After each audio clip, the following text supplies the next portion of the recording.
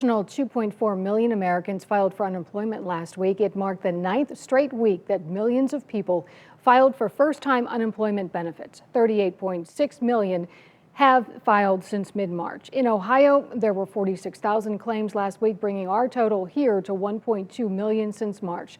Now, to put that number all in perspective, that's more than the combined total from the last 3 years.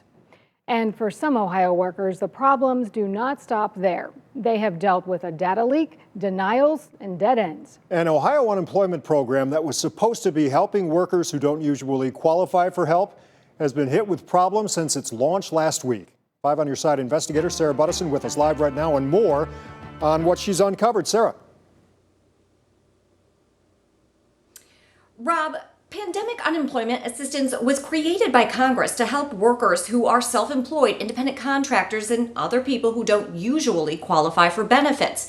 It got off to a slow start here in Ohio, but now that it's finally up and running, some workers say they're still struggling to get the help they need. It's like the left hand doesn't know what the right hand is doing. For Amy SCHLABACH, it's been 10 long weeks. I think I've gotten lost in the shuffle and I've fallen through the cracks. Her new job disappeared when coronavirus showed up. She was denied regular unemployment because she hadn't worked there long enough. Ohio finally launched pandemic unemployment assistance for workers like her last week, but when she applied, she got this. And I just started to bawl. I was like, at that point, I was so frustrated. I was so defeated, and I'm like, I'm never going to get this. An error message blocking her from filing.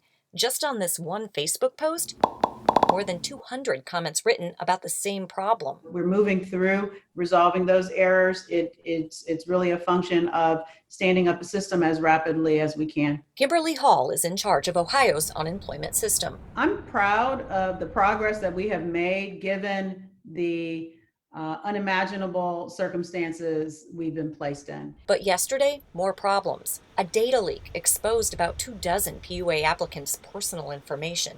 And workers say when they call with questions, no one has answers. You're just sitting there waiting and waiting, and it's like you just want to give up sometimes. Jay Miller was able to apply for PUA, but when we talked to him Tuesday, his bank account was still empty. I expected things to be a lot smoother than this. As much time as it's taken to roll out the program in Ohio, I expected, this stuff to run a lot smoother. At least 37 other states started paying PUA before Ohio. It's like I can't get to where I need to be. It's left Amy wondering how a state so quick to shut down could be so slow to start up. Something to help those affected. It doesn't make sense that you can be so great in one area and then so horrible in another.